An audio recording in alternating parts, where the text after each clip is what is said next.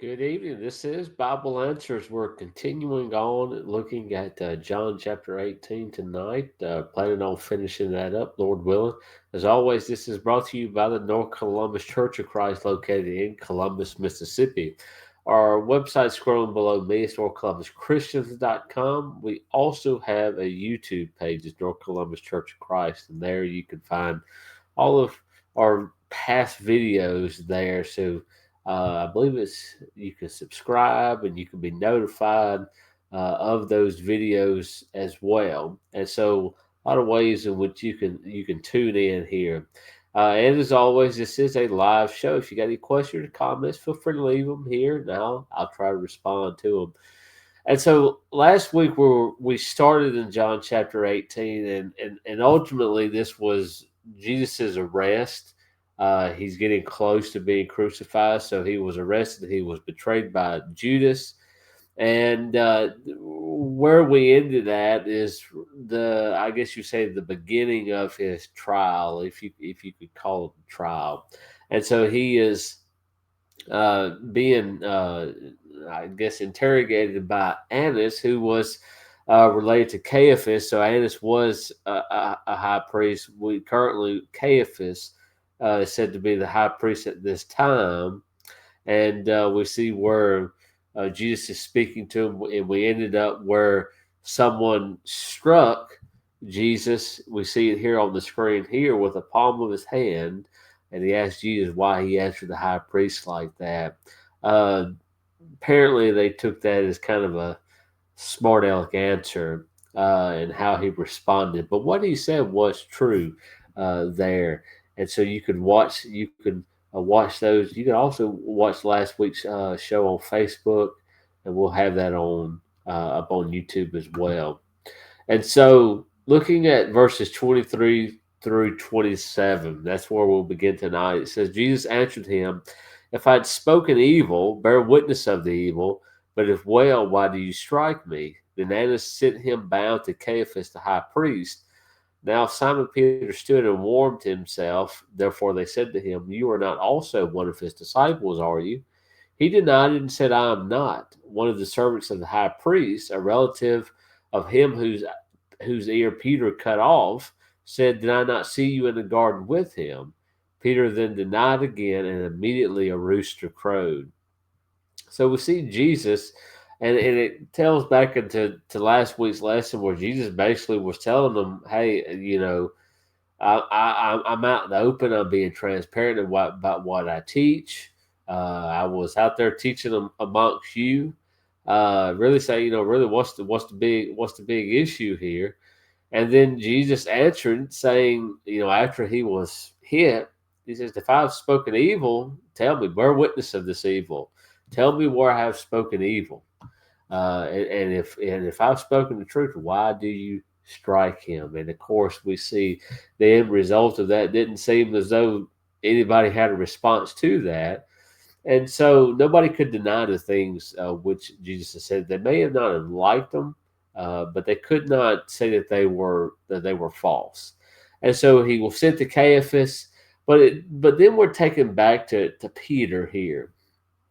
And so remember, I say if you remember, if you're familiar with this story, not too long ago, Peter was told by Jesus that he was going to deny Jesus, that he was going to deny him before the rooster crowed 3 times. And so, or rather, he's going to deny Jesus 3 times before the rooster crowed.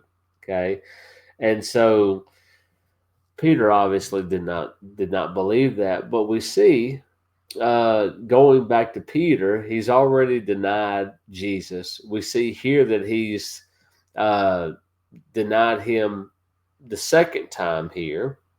We see here that somebody said to him, "You are not also one of his disciples."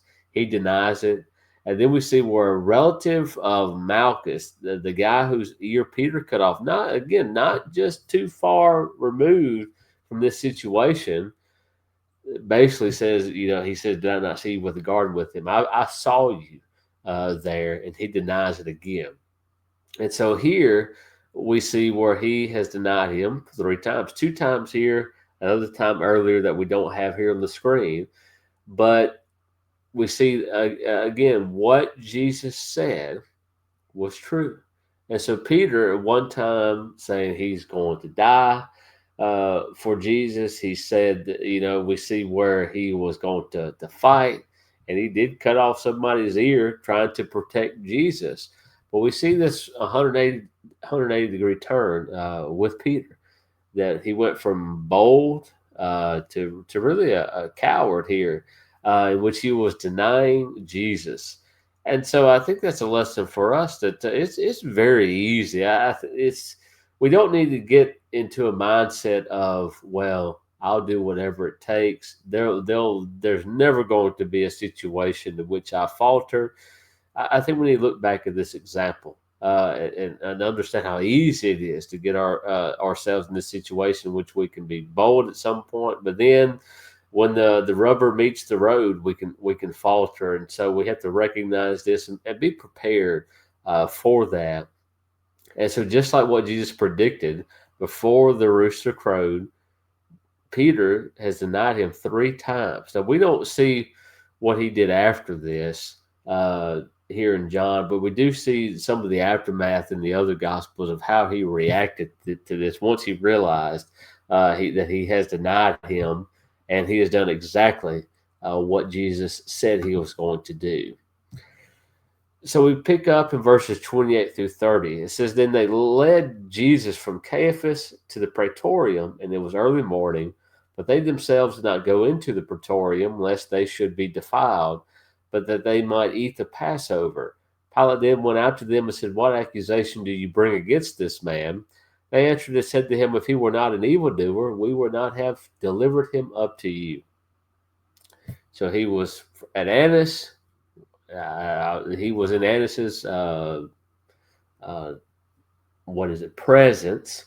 He goes to Caiaphas, and then he goes from Caiaphas to the praetorium. Now, what is the praetorium? The praetorium, and this is maybe hard to see on the screen here, but the praetorium was basically kind of like, I guess you would say, Herod's headquarters. This is where Herod spent his time, and he was kind of I guess you would say, a governor, so to speak, of this area. Remember, this is the Roman Empire, so you would have the emperor, but we have these governors, so to speak, that were in control of these certain regions. So Herod here, his headquarters is at the Praetorium. If you see on the screen here, kind of in the middle of this picture, you would see Herod's fortress, and then slightly right, you will see the Praetorium there, and then you will see Jerusalem. You see where the temple is towards the top of the screen as well. You see where the Mount of Olives were, and so we see this procession here to the Praetorium to be interrogated by Herod here, and so he's interrogated by the Jews. Now it's Herod's turn. And notice what the Jews would not do. They would not go into the praetorium. So apparently, this was an unclean place for them. They were not going to be defiled. It's getting close to the Passover, and so they were wanting to partake of that. And so we see here that they would not want to be defiled by that, so that it would not cause any problems with them, and being at the time of Passover here, and that they may eat the Passover, it says here. And so Pilate comes out, and Pilate begins to question him. And it says, what accusation, he's talking to the Jews here, what accusation do you bring against this man? It's really interesting how the question of how the Jews respond to this, because just previously here, and I guess I'll go back to last week's lesson in verse 22, where it says that they asked Jesus about his doctrine. And he tells them, I've spoke openly. I've done these things out in the light. What is the deal with all this? Here, In verse 23, it says, if I've spoken evil, bear witness of the evil. They didn't do that, so he didn't speak evil that time. And so there's really not much that they say to Jesus as far as these accusations. But notice their response to Pilate here says, if he were not an evildoer, we would have not delivered him up to you. Jesus has laid out the case for himself with the Jews. The Jews don't really like it. They don't have much of a response.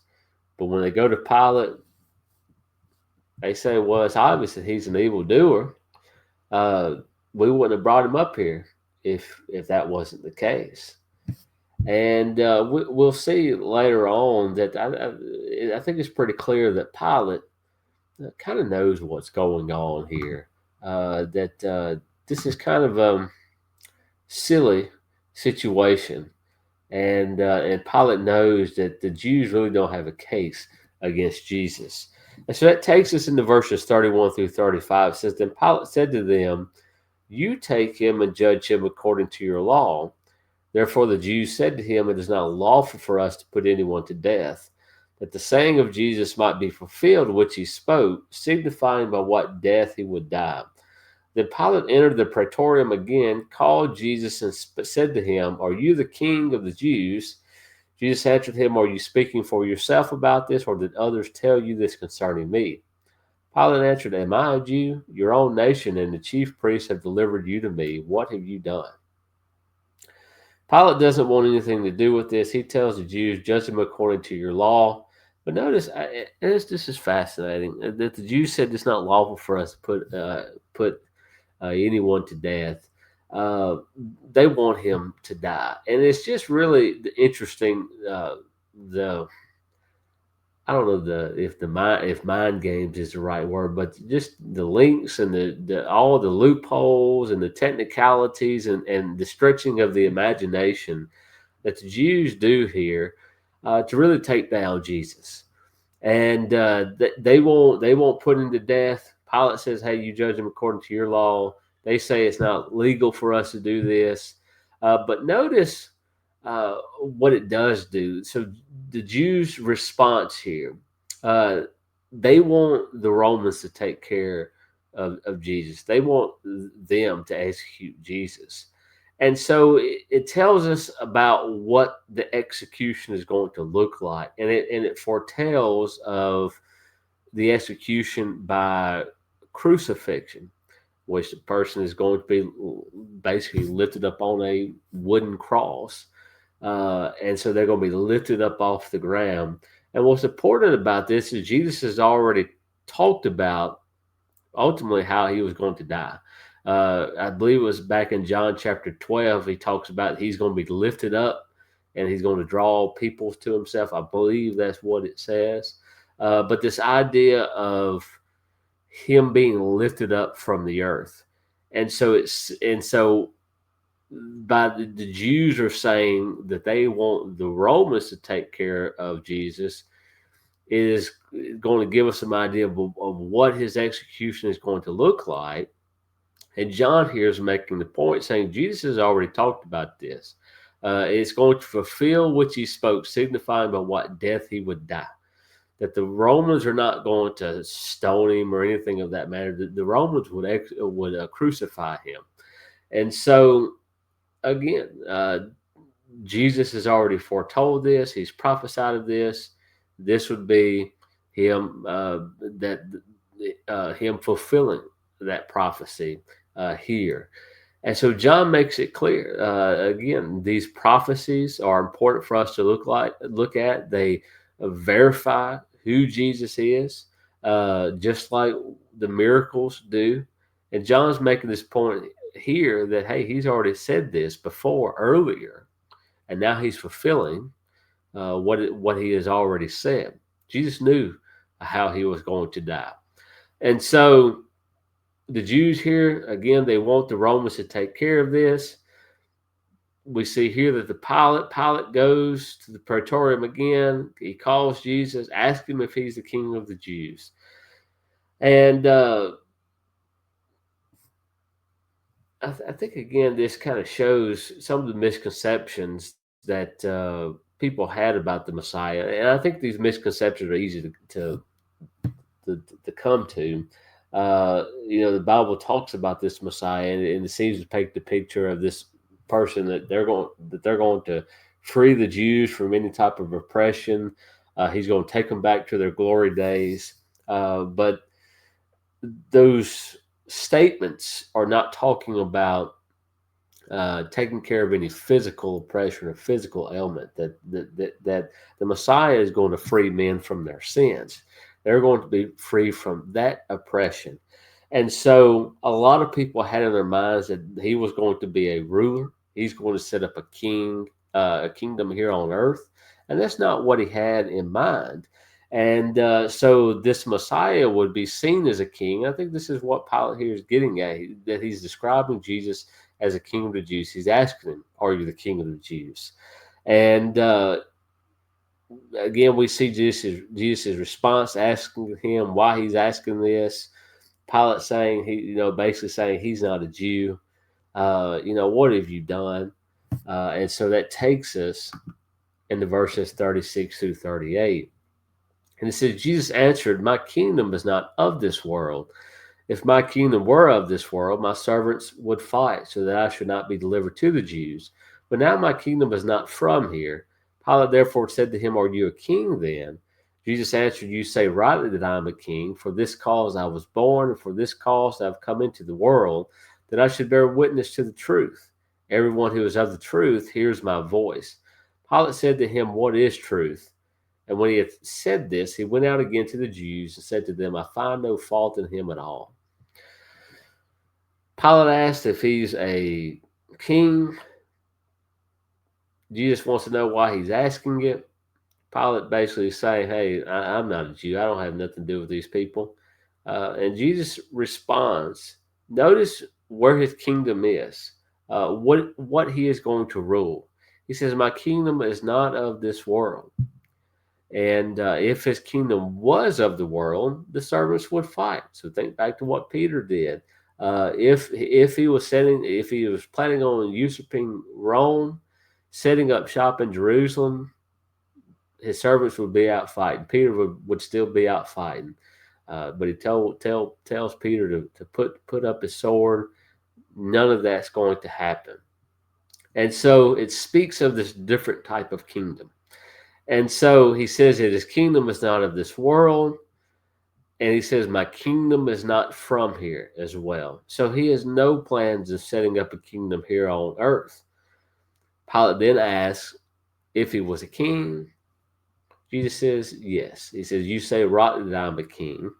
But again, he's a king, so he has a kingdom, but this kingdom is not of this world. He's not going to be a king with a castle on planet Earth again. But notice what he's here for. What cause is he here for? He says, "And for this cause I've come to the world, that I should bear witness to the truth." So he's bearing witness to the truth. He's speaking the truth. I believe it's in Luke. Jesus will say that his purpose is to come and preach. Okay, the word, the truth is what was going to save people, and he's bearing witness to it. And he says, "Everyone who is of the truth hears my voice." I think what he's saying here is those that have their ears in tune to the truth, that they want the truth, that they're not just a select few that have their brain tweaked just right in order to be able to understand what he's saying. It's simply those that are wanting the truth, yearning for the truth. And those are described as being of the truth, and they're the ones that are going to hear him. And notice what Pilate's response is to that. He says, "What is truth?" I think a lot of people today have the same mentality that Pilate is just like, where can we find truth? All the different misconceptions that we have, all the deceit that's out in the world, all the different theories and all that type of stuff. There's a lot of different opinions, and Pilate, we see him asking, "What is truth?" it's almost like, and I believe it's that he's just saying this as a rhetorical question. That, hey, can't find it. There's really nothing here to show me that where I can find any objective truth. But yet Jesus is pointing to him and saying, I am bearing witness to this. I am speaking those things that are true. And so Pilate here again, he makes that statement, but we see after all this, and he tells the Jews, I find no fault in him at all. That he realizes that this Jesus, he's not out he's not stirring up trouble. I would assume that Pilate probably thinks that Jesus is crazy, but he's not harming anybody. He's definitely not broken any Roman laws. And so he tells the Jews that he finds no fault in him. But notice what it says in verse 39 through 40. It says, but you have a custom that I should release someone to you at the Passover. Do you therefore want me to release to you the king of the Jews? Then they all cried again, saying, not this man, but Barabbas. Now Barabbas was a robber. So Pilate tells them very clearly, I find no fault in him at all. So he knows that the guy is innocent. And it's really, I think it really shows a little bit about the character of Pilate, that I would consider him to be a typical politician, that he knows what the right thing is to do. It's clear in his mind. Jesus is not guilty of anything. But how does he respond? He does not tell the Jews, you know what, he's innocent. I'm releasing him. You better not do anything to this man. He does not say that. He gives the Jews rather a choice. Apparently, he has this custom that at the time of Passover that somebody is going to be released to them. Basically, Pilate would pardon someone for the Jews, and he gives them the choice: Jesus or Barabbas. And as Pilate here says, the King of the Jews. So this guy, who's really not harmed anybody, the only thing that he's done is just made people mad about what he has said. And then we have Barabbas. Now, Barabbas, it says he's a robber. So he's a criminal. Everybody knows he's a criminal. And then we have Jesus here, who Pilate knows is a completely innocent man. And this is who, Barabbas is who they wanted to be released. And really just, we look at this and you can think of, at least in my mind, as I get older, it gets very clear how people can get into this mindset of which they just kind of disregard right and wrong, that people can get so fired up about an individual that they're willing to commit injustices in order to shut this person up, to keep this person from doing what they're doing, that they're so agitated by them that they can't even think clearly. And we see this case here with the Jews and Barabbas, that they're willing to release someone who is he's a bad person. He's a sinner. He's a robber, and yet we're going to take him back and let the King of the Jews, so to speak, someone who's not robbed anyone, haven't killed anyone, hadn't stolen anything. The only thing that he's done is made people mad by what he has said.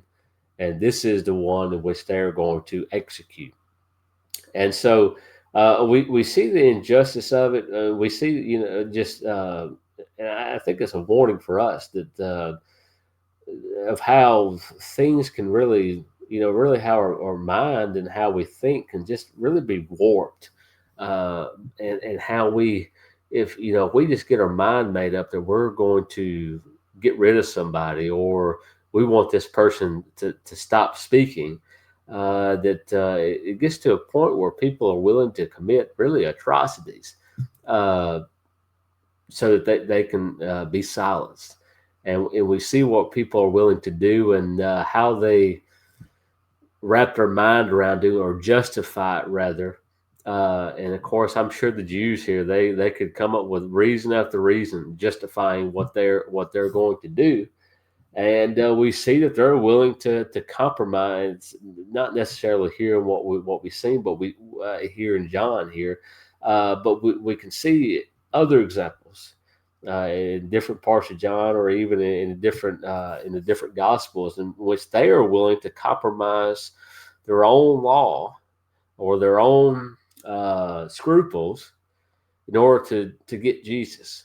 And so it's really fascinating the effect that Jesus had on these Jews at this time. And so that's where we're going to end tonight in John chapter 18. We finished that chapter.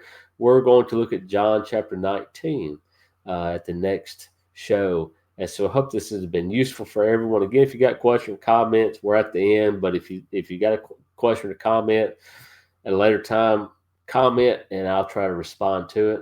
And I guess we'll see you at the next show. Thanks.